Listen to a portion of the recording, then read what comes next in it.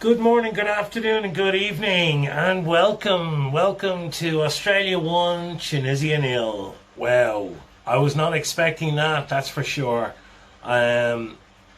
We were hoping for, this was probably the game that we thought we could possibly get something out of, um, you know, but I thought after the way Tunisia played against Denmark, that it was going to be a tough ask for Australia to get a win here, but they did. First half Australia were phenomenal. They pressed Tunisia, they harassed them. It was full of intensity in the hottest part of the day in Qatar. As I said, the European teams mightn't like the heat, but the Aussies are well used to the heat, and this is our summer over here, so we're well used to playing in that type of heat. And I think it told. In the first half we emptied the tank. Second half it was a bit on the ropes and gripping on for dear life at times. But defensively they were heroes. The ball guy in midfield, I can't remember his name, it's just gone out of my head now. He was phenomenal. He was our best player. He defended and broke up all the play, and he helped the defence out immensely, and he drove us forward in the second half, and Duke got the goal, and what a goal it was too. It was a really well worked goal, very slick move from back to front. It was beautiful. It took it was a little bit of a deflection off the cross to get it onto the boy's head, but it was a great goal. And Australia are alive and kicking in this World Cup. I think it's the first clean sheet we've kept since 1976. Thank you, Bass. And yeah, if Denmark, the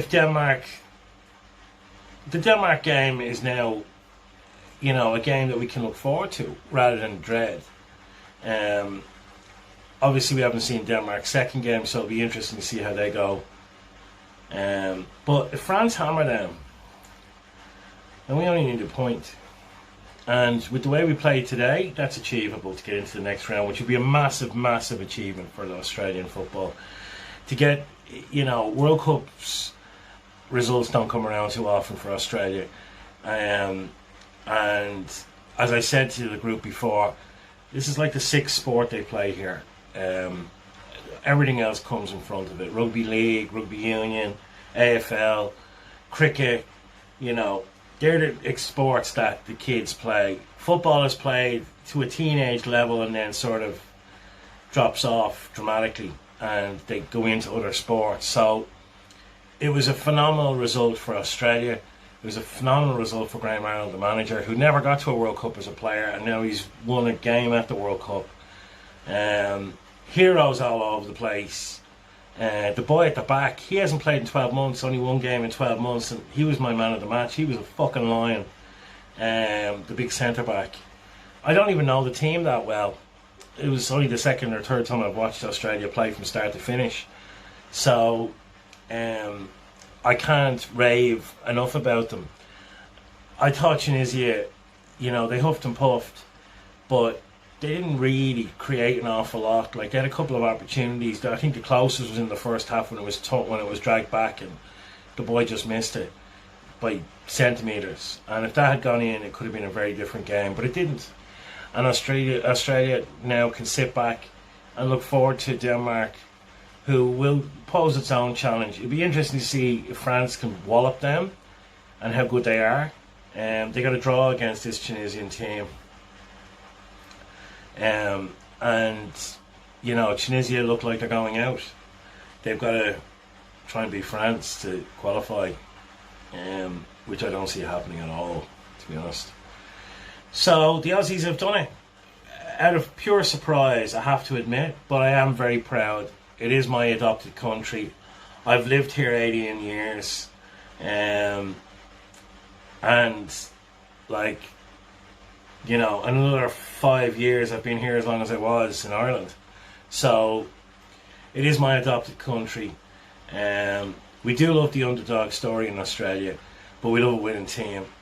And the country's going to go crazy for this now. It's going to lift the country up. We've had a lot of shit like a lot of countries, with the COVID and all this bollocks. So this really does make up for a lot.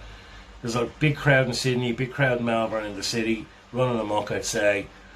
As I said, we love a victory, and we love the underdog, and we were the underdogs today, despite what anyone says.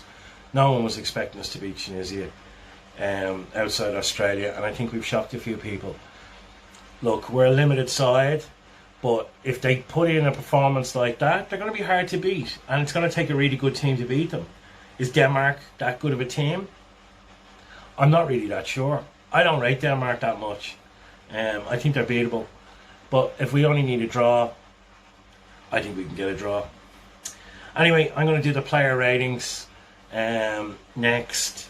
I'm a little bit pissed because I had a few beers watching that. Calm down. That second half was heavy going. Listen, shout out to Tunisia. They threw the kitchen sink at us. But we stood firm, and Matty Ryan in goal really performed, really, really well. There was no silly mistakes at the back.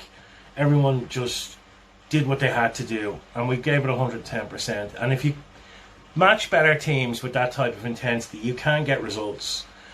As I said, the heat didn't bother the Aussies like it has with the Europeans. We are used to that type of heat. It's the summer here, so it's fucking hot, and the players would have been used to it. They also trained in high altitude and in heat camps and stuff to prepare, and it paid off definitely in the first half. Second half we were running a little bit on empty, but we held on, and I'm delighted, absolutely delighted. So come on, you Aussies.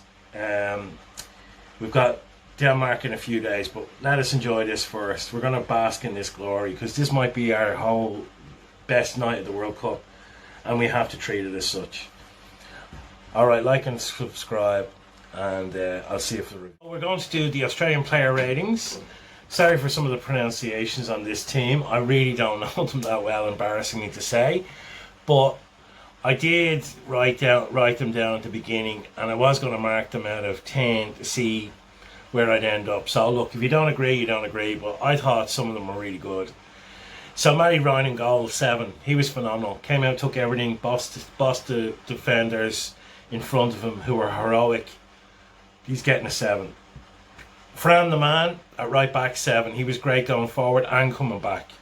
They did target him a little bit in the second half, but he stood up to it well and kept pushing the guy back inside rather than tearing down the left on him. Harry Sedum, I'm going to give a 9 on my man of the match. This guy hasn't played, he only played one game in 12 months. What a performance from him. His distribution was incredible. His aerial tackles won was outrageous. He headed everything away from every corner they got. And I think he was just great. Kyle Rhodes getting a 7 with him. He did really well. The guy I couldn't think of was Moy, who I did in the review. He had a phenomenal game in midfield. I'm giving him an 8. And other than Harry being so good at the back, he would have gotten my man of the match, I'd say. Irvine's getting a 6. Beacic is getting a 6. McGee is getting a 7. I'm going to give Gooden a 7 as well. And then the boy up front, Duke, he's getting an 8. What a goal that was. And he started the move, laid off to the player and ran into the box and headed it for the winning goal. It was a great performance from the Australian team. I don't know this team, and I don't want to come across as a bandwagon jumper, but I am at this one. I'm jumping on the Australian bandwagon, and why fucking not? Graham Arnold's getting an 8. The man didn't even get to a World Cup when he was a player, and he's just got Australia qualified. He's the first Australian-born coach to win a World Cup game, and for that, you got to tip your white hat to him. Phenomenal.